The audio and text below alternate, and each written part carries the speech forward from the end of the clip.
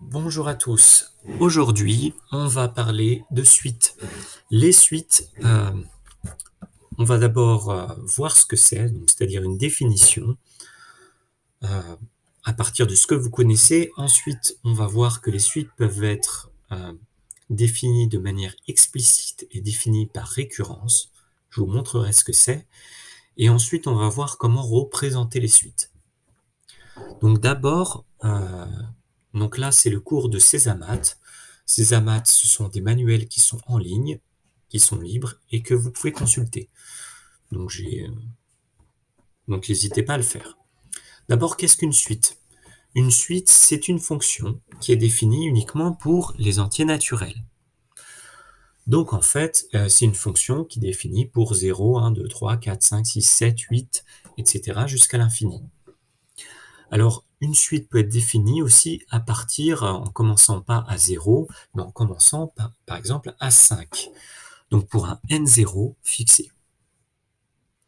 Et elle associe un entier naturel n, donc c'est ce qu'on appelle l'antécédent, un réel u de n, c'est ce qu'on avait appelé pour les fonctions l'image. Donc maintenant on a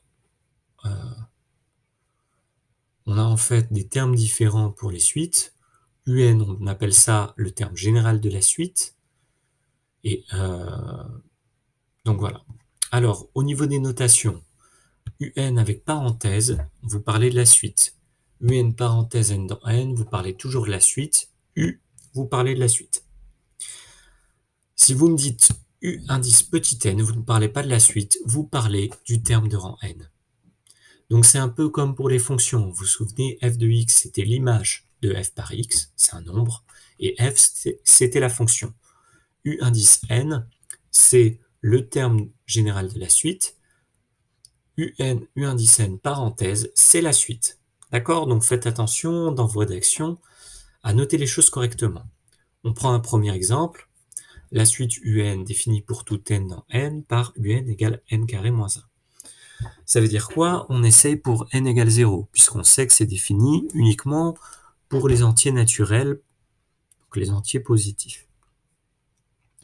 Si n égale 0, U0, U indice 0, c'est 0 au carré moins 1, donc c'est donc moins 1.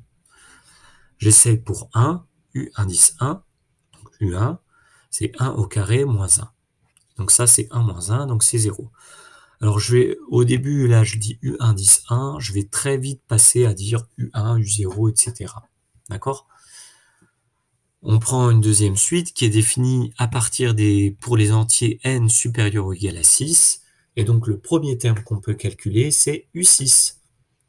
Donc, vous avez cette formule-là, qui est une formule explicite, qui dit UN, c'est 1 sur n-5. Et on va calculer ça pour n égale 6.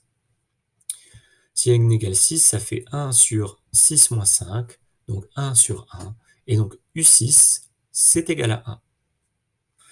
D'accord? U7, ce serait 1 sur 7 moins 5. Et donc U7, ce serait égal à 2. Donc voilà pour la définition et deux petits exemples. Alors, on a vu dans les petits exemples des suites qui sont définies de manière explicite. C'est-à-dire que vous avez UN en fonction de n.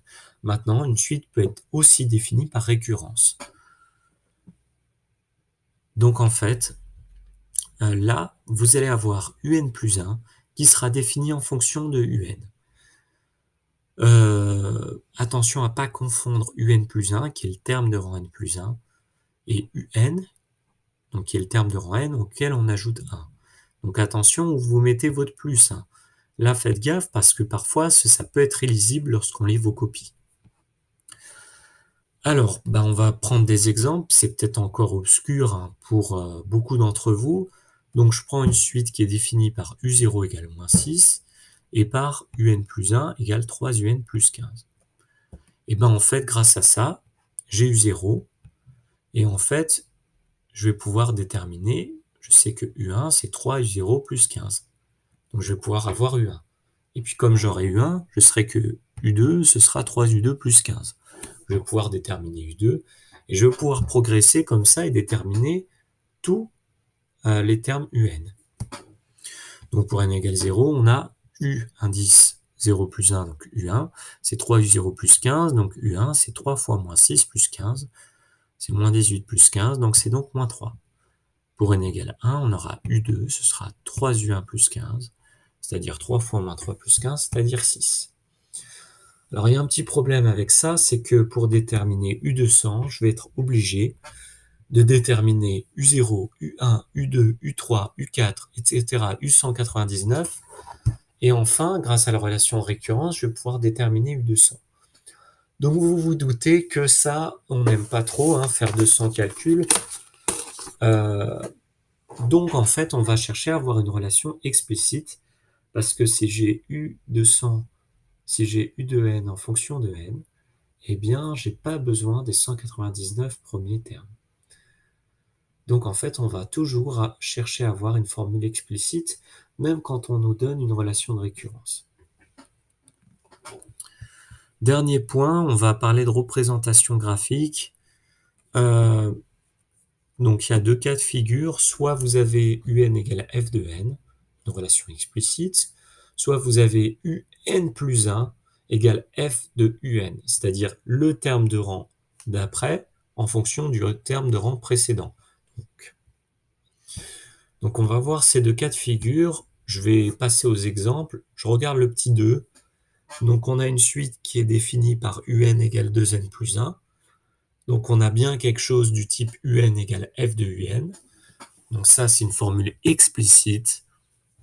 Et donc, je vais regarder, pour n égale 0, on a U0, c'est 2 fois 0 moins 1. Donc je place ce point-là, de coordonnées 0 moins 1. U1, c'est 2 fois 1 moins 1, donc c'est 1.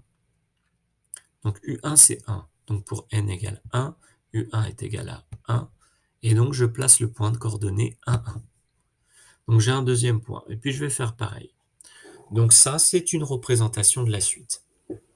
Maintenant, si j'ai une suite définie par un plus 1 égale f de un, donc vous voyez en noir, j'ai la courbe représentative de f. Ben, comment je vais faire? D'abord, j'ai U0 qui m'est donné, donc c'est 9.